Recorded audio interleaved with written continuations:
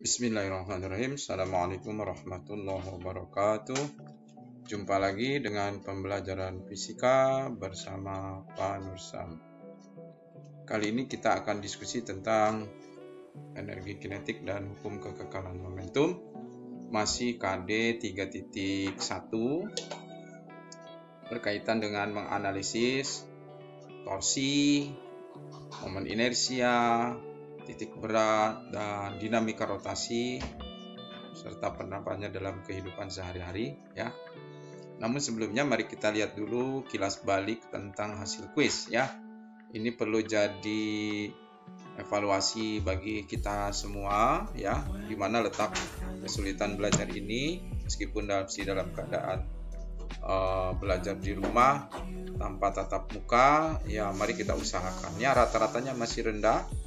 Ada nilai diantaranya 2 orang nilainya 100, kemudian banyak yang sangat menyebar, ini jadi bervariasi ya. Mudah-mudahan kesulitannya segera dikomunikasikan ya. Kemudian Bapak juga ingin menyampaikan kamu sudah banyak menyerap banyak konsep, prinsip, antara lain torsi itu membuat benda berotasi sehingga memiliki percepatan sudut ya. Makin besar torsi, percepatan sudutnya makin besar. Kemudian juga kita diskusikan tentang momen inersia yang bisa menghambat gerak rotasi ya, karena rotasinya akan menjadi lebih sulit kalau momen inersianya besar. Percepatan berkurang bila momen inersia besar. Kemudian bila torsi 0, benda seimbang dan tidak berotasi. Atau sebaliknya, benda yang tidak berotasi berarti torsinya. Kemudian tentang titik berat sebagai titik keseimbangan, dan ini menerapkan konsep atau prinsip keseimbangan atau sigma torsi 0. Kemudian mari kita lanjutkan tentang benda yang bagaimana yang ketika benda itu berotasi karena torsinya ada.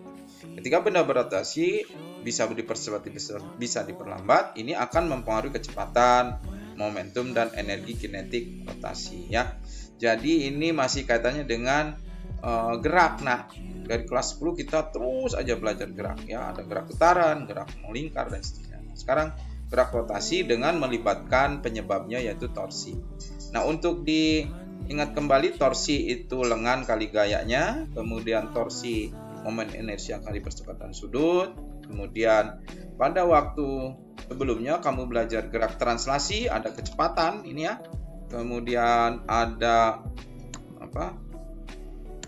energi kinetik, ada bentuk kecepatan, dan ada momentum. Ini sudah belajar semua pada waktu kelas 10. Nah, kita transfer aja hubungan yang sangat dekat atau similar, yaitu kalau di sini kecepatan, ini kecepatan sudut, bentuknya sama itu ya. Ini kecepatan sudut, alfanya percepatan sudut, di sini percepatan linier.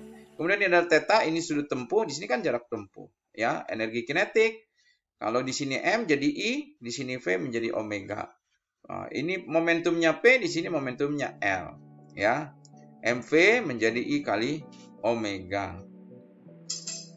Oke. Nah, mari kita perhatikan dulu, ini ada gambar. Ditanya gambar tentang apa ya, mudah-mudahan persepsinya tidak terlalu berbeda ya. Kalau Bapak melihat ini sebagai gambar tornado ya. Ini kan gerak rotasi juga kan, melingkar. Tapi rotasinya kumpulan dari bermacam-macam partikel udara, bisa sampah, mungkin bisa juga rumah, bisa keangkat gitu ya.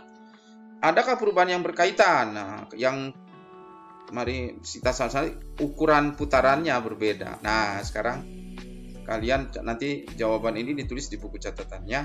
Hal serupa juga ada di gambar ini. Ini juga gerak penari balet kan. Ini posisi tangannya berubah, jari-jarinya besar, kalau ini jari-jari kecil. Pertanyaan sama, gambar tentang apa? Apa hubungannya dengan rotasi? Lalu apa perubahan yang berkaitan? Ya, tadi sudah Bapak jelaskan. Yang pertama yang kamu lihat adalah perubahan jari-jarinya. Nah, perubahan apa lagi yang terjadi? Ya. Nah, selanjutnya, tolong juga dibuat pertanyaan. Satu pertanyaan saja untuk melatih kemampuan bertanya. Berdasarkan gambar yang kamu amati ini, buat satu pertanyaan. Apakah dari gambar yang kiri atau gambar yang di kanan atau gambar dari kedua-duanya?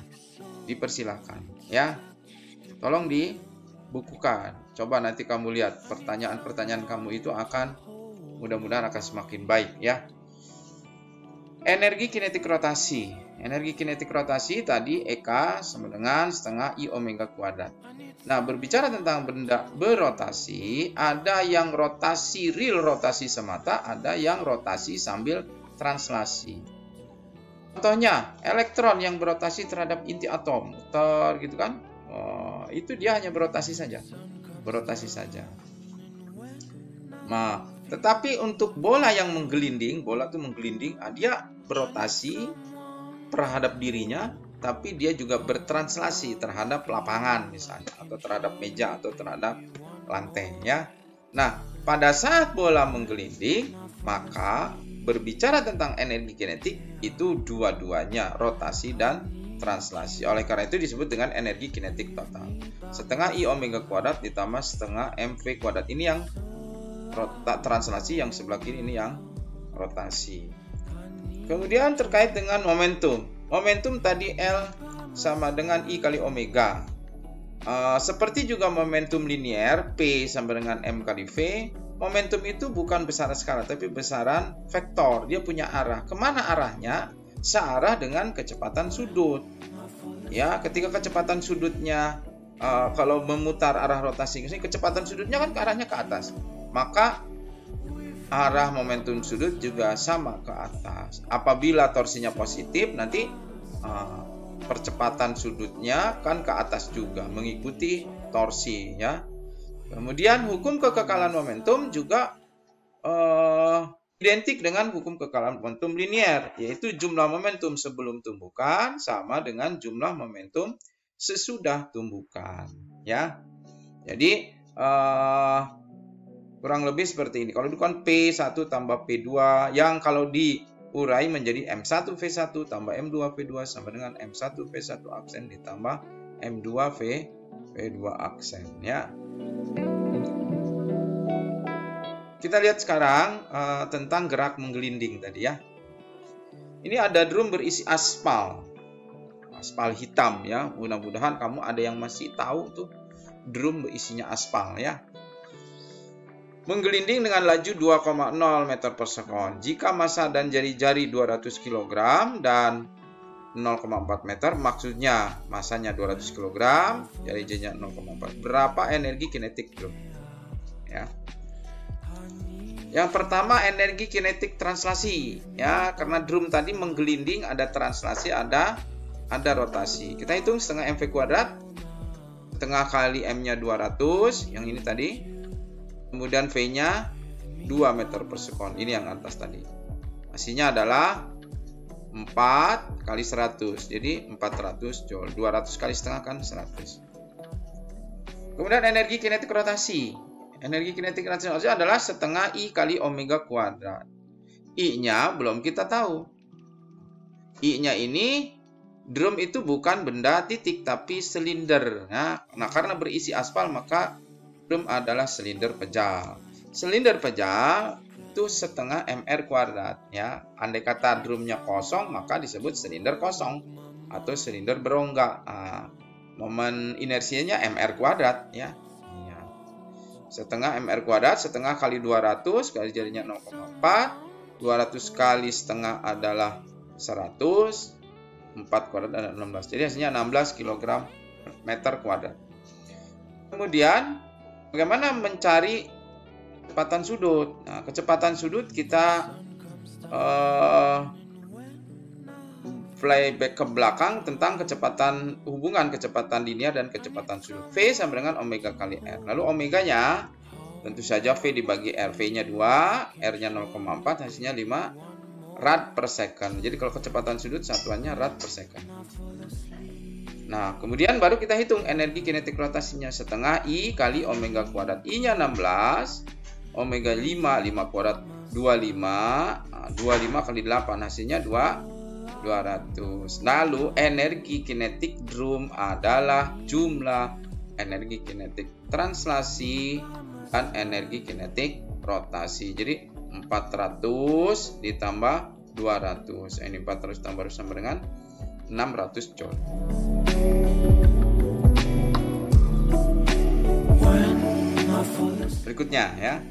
Berikutnya adalah piringan 100 gram jari-jari 10 cm hendak dimasukkan ke atas piringan lain berputar seperti gasi. Jadi ini yang lagi muter nih, seperti gasi. Dengan kecepatan sudut 600 rpm. Jika massa dan jari-jari piringan gasing 100 gram dan 20 cm, jadi massanya sama, jari-jarinya berapa kecepatan setelah bergabung? Maksudnya setelah ininya turun ke sini dan sama-sama berputar, ya.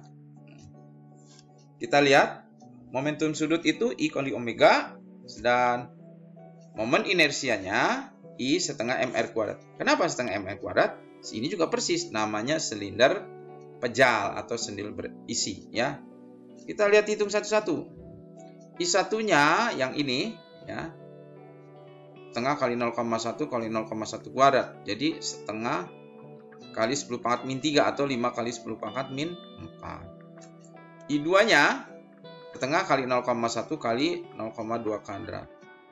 Atau 2 kali 10 pangkat min 3. Jadi 20 kali 10 pangkat min 4. Nah, hukum kekekalan momentumnya karena bergabung. Nah, tadi kan bentuknya L1 aksen tambah L2 aksen karena bergabung. Cukup dengan L aksen saja. L-nya adalah I kali omega, maka hasilnya I1 kali omega 1 ditambah L2-nya adalah I2 kali omega 2, I-nya digabung, I1 tambah I2. Oke.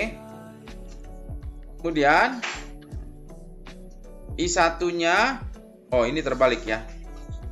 Ini terbalik, nggak apa-apa. Jadi I1 omega 1, jadi malah yang ini. 20 kali 600 ya, 20 kali 600. Sedangkan I2 omega ini, I2-nya ada yaitu 5 kali. Tapi omega 2-nya 0, ini kan tidak berputar.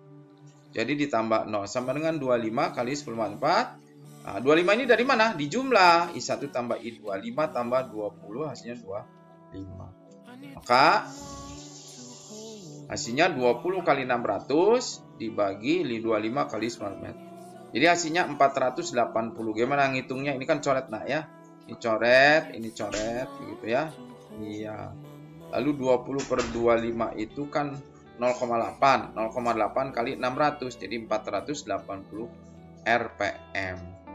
Jadi setelah ini masuk, ini bergabung, kecepatan sudutnya menjadi berkurang ya.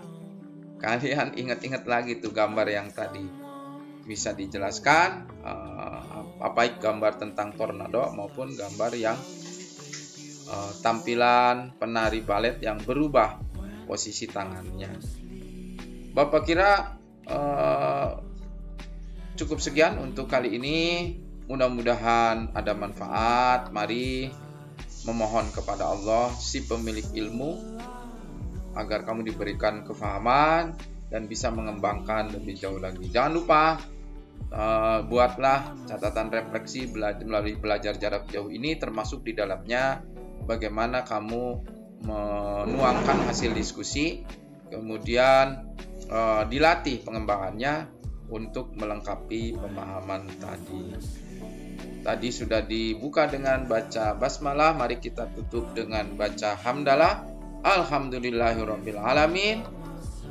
Subhanaka Allahumma wa bihamdika asyhadu an la ilaha illa anta astaghfiruka wa atubu ilaik. Wassalamualaikum warahmatullahi wabarakatuh.